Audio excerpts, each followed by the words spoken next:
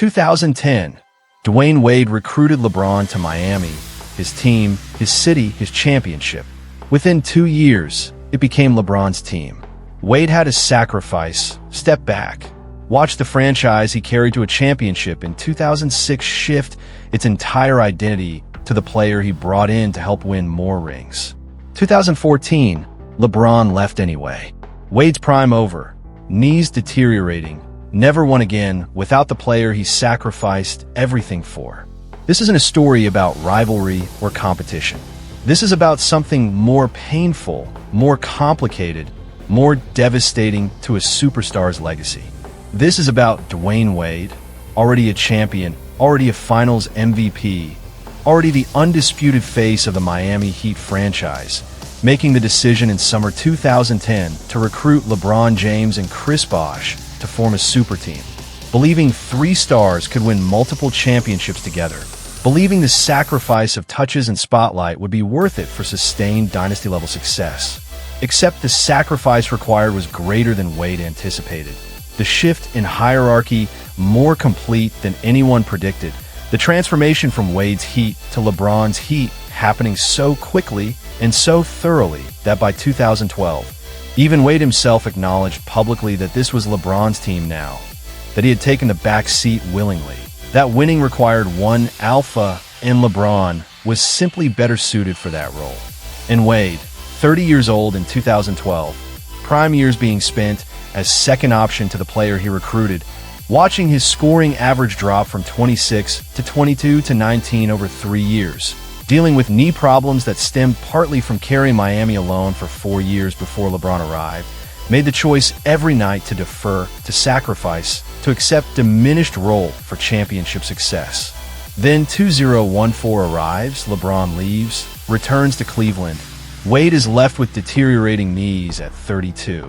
Trying to carry Miami again, but the body won't cooperate anymore. The prime years spent deferring can't be recovered, and the next 4 years before Wade retires are spent watching LeBron win another championship in Cleveland while Wade struggles through injuries and diminished production in Miami. LeBron didn't destroy Dwyane Wade through dominance or playoff elimination. He destroyed Wade's legacy by taking the team Wade built, the city Wade delivered a championship to, the franchise that was supposed to be his forever, and making it his own so completely that even now, people debate whether those Heat championships belong more to LeBron or Wade. And Wade, in retirement, has to live with the reality that he sacrificed his prime, his scoring, his alpha status, his knees, everything for 4 years with LeBron that produced 2 championships, but cost him the individual legacy he could have built as Miami's undisputed greatest player. The rings are real. The sacrifice was greater. Summer 2010, NBA free agency.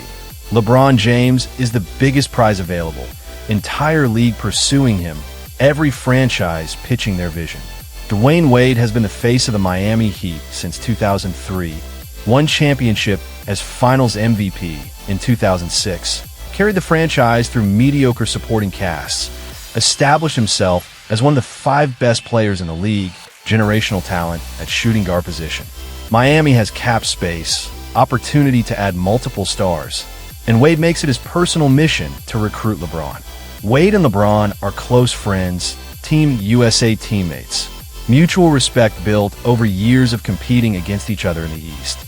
Wade calls LeBron repeatedly during free agency process, pitches Miami, sells him on winning championships together, promises they can dominate the league as partnership, split the responsibilities, share the glory. Chris Bosh is part of the pitch too, Toronto star willing to join, create Big 3 that will terrorize the NBA for the next decade. July 8th, 2010, the decision happens. LeBron announces on national television he's taking his talents to South Beach, joining Wade and Bosh in Miami.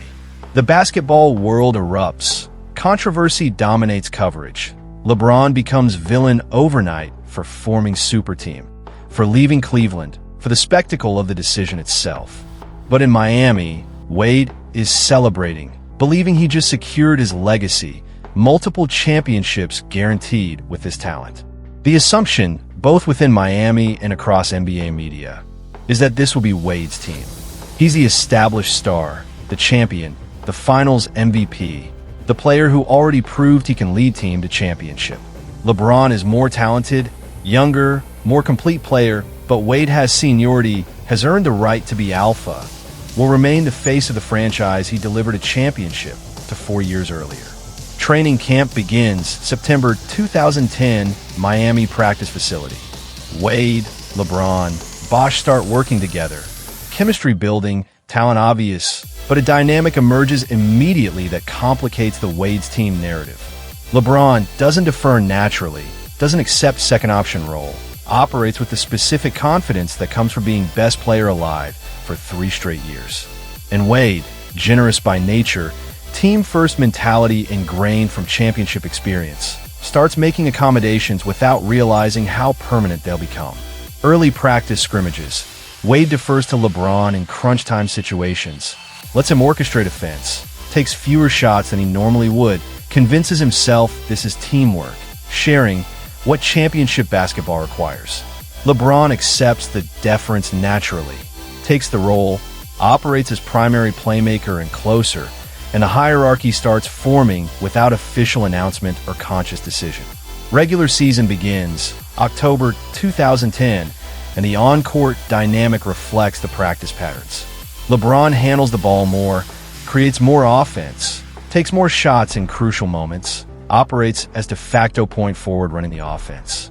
Wade is still elite, still scoring 26 points per game, still making all-star team, but the touches are different, the rhythm altered, playing more off-ball than he ever has in his career, catching and shooting more than creating his own shots, adjusting his game to fit around LeBron rather than LeBron adjusting around him.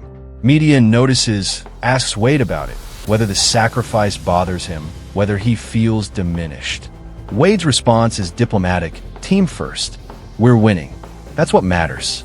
LeBron is incredible, best player in the world, makes everyone better. I'm happy to play, however, helps us win championships. The words are professional, but people close to Wade say privately he's struggling with the adjustment, not used a secondary role, pride hurt by watching his team become LeBron's team so quickly. 2010 to 2011 season ends in disaster. Heat reach finals, face Dallas Mavericks, lose 4-2. LeBron disappears in crucial games. Wade tries to carry them, but can't overcome Dallas's veteran execution and Dirk Nowitzki's brilliance.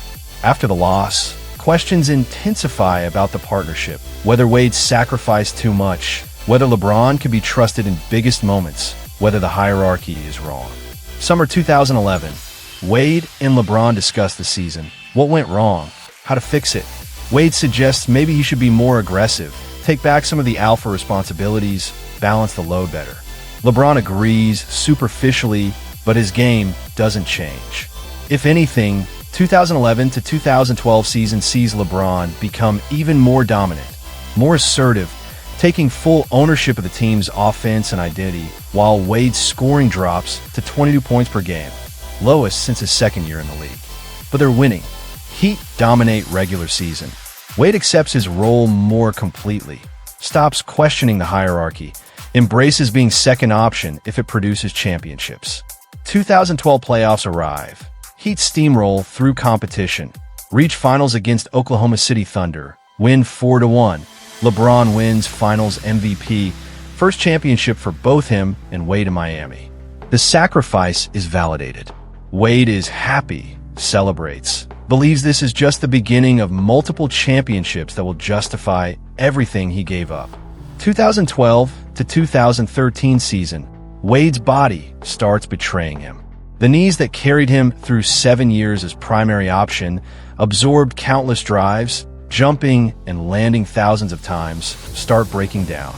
Bone bruises, inflammation, rest required, games missed. Wade plays 69 games, scoring average drops to 21 points, efficiency declining, the wear visible. But Heat are still dominant. LeBron is playing the best basketball of his career, carrying them through Wade's absences, proving the team doesn't need Wade at full strength to win if LeBron is healthy. 2013 playoffs, Wade is clearly limited, knee problems affecting his explosion, his ability to attack the rim, reduced to jump shooting and spot-up threes more than the slashing aggressive style that made him elite. Heat still reach finals, face San Antonio Spurs in epic 7-game series, win on Ray Allen's Miracle 3 and LeBron's Game 7 dominance. Wade contributes, but it's LeBron's championship, LeBron's legacy moment. Wade just along for the ride at times, his injuries preventing him from being the co-alpha this partnership was supposed to create. After winning second straight championship, Wade is 31, knees requiring more rest, production declining, watching LeBron operate at peak powers while his own prime slips away. The comparison becomes painful. Wade sacrificed his prime years, gave up touches, deferred in crucial moments, adjusted his entire game to accommodate LeBron. LeBron sacrificed nothing, remained the alpha, won Finals MVPs both years, built his legacy while Wade's diminished relatively. 2013 to 2014 season, the sacrifice's cost becomes undeniable. Wade plays only 54 games, knees requiring extensive rest, scoring drops to 19 points per game. No longer an all-star, clearly the third option behind LeBron and increasingly behind Bosh. The player who recruited LeBron, who was supposed to be partner in this dynasty, has become role player on his own team, sacrificing everything to keep LeBron happy and the championships coming. Finals arrive, rematch with Spurs. Heat lose 4-1, destroyed by San Antonio's perfect team basketball and Wade's inability to produce at championship level. 15 points per game on poor efficiency. Legs gone, knees unable to handle finals intensity. After the series, LeBron opts out of his contract, considering options, eventually deciding to return to Cleveland, leave Miami, chase championship in his hometown. July 11th, 2014, LeBron announces decision to leave Miami for Cleveland in Sports Illustrated essay. Wade learns about it like everyone else, reading the article, processing that the player he recruited, sacrificed for, deferred to for 4 years, is leaving. Miami is left with aging Wade with bad knees, Bosh with blood clot issues that will end his career within 2 years. No championship window, no young talent, just cap space and memories. 2014 to 2015 season begins Wade's decline years. Still in Miami, trying to carry the team again like before LeBron arrived, but the body won't cooperate. The knees can't handle the load, plays only 62 games, scoring 19 points, no longer elite, just veteran trying to extend career while watching LeBron reach finals with Cleveland. The contrast is brutal. Wade sacrificed his prime, LeBron left anyway, went to another finals, eventually won another championship, continued building his legacy. Wade never reached finals again, never won another championship, retired 4 years later, having spent his final seasons as role player on mediocre Miami teams and short stints in Chicago and Cleveland trying to chase one more ring that never came. 2016, LeBron wins championship with Cleveland, delivers on his promise to bring championship home. Wade watches from Miami, 34 years old, knees destroyed, prime completely gone, happy for his friend, but processing the reality that LeBron won after leaving the situation Wade sacrificed everything to create. The sacrifice didn't bind LeBron to Miami, didn't create the decade-long dynasty Wade envisioned, just borrowed LeBron's prime for 4 years while Wade's prime got spent as second option. 2019, Wade retires after emotional farewell season. 16 years in the league, 3 championships total, certain Hall of Famer, beloved in Miami, legacy secure as one of the greatest shooting guards ever. But the question lingers, debated endlessly in basketball circles. What if Wade never recruited LeBron? What if he remained the undisputed alpha in Miami, built his own championship dynasty, put up 30 points per game through his late 20s, collected individual accolades, controlled his own destiny? The counter-argument is obvious. Wade wouldn't have won 2 more championships without LeBron, wouldn't have reached 4 straight finals. The sacrifice produced tangible success. But the cost was his individual prime, his alpha status, his franchise ownership, his legacy as Miami's greatest player, now forever shared with LeBron, who many argue did more in those 4 years than Wade did in his entire Heat career. Years later, 2022, Wade does interview reflecting on career, asked specifically about the LeBron years, the sacrifice, whether he regrets how it happened. He's honest, more candid than ever publicly. Those 4 years with LeBron were incredible. 2 championships for finals, Hall of Fame careers for all 3 of us. But yeah, I sacrificed my prime. My numbers dropped, my role changed, my body broke down partly because I carried the franchise for 7 years before LeBron arrived, then had to adjust my game completely to fit around him. I don't regret it because we won. But I'd be lying if I said there isn't part of me that wonders what my individual legacy looks like if I never make that call. If I stay the alpha, if I put up 28 points a game until my knees give out, but it's my team until the end.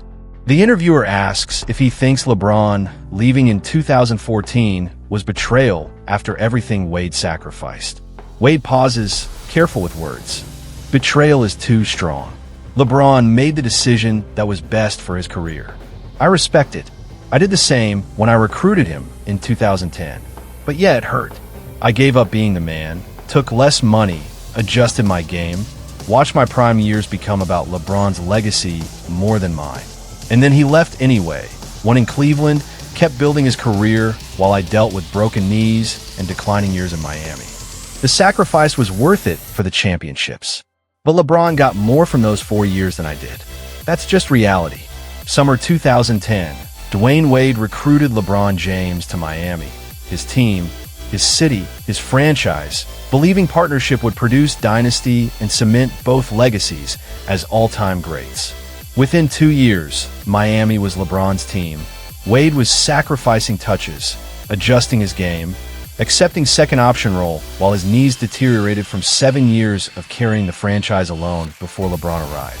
2014, LeBron left anyway, returned to Cleveland, won another championship, continued dominating. Wade never reached finals again, retired 5 years later having spent his final seasons watching his prime disappear while playing second fiddle to the player he recruited. The rings are real, 2 championships in 4 years. But the cost was Wade's alpha status, his individual prime, his undisputed franchise ownership, his legacy now forever debated against the player who took his team and left anyway. That's not dominance. That's sacrifice that cost more than it returned. And Dwyane Wade lives with that reality every day. If you want the real stories of superstars who sacrificed their primes, the teammates who gave up everything and watched their partners leave anyway, the careers altered by generosity that wasn't reciprocated, subscribe to The Real Game. We break down the sacrifices nobody talks about. New stories every week. This is where loyalty meets reality and reality wins.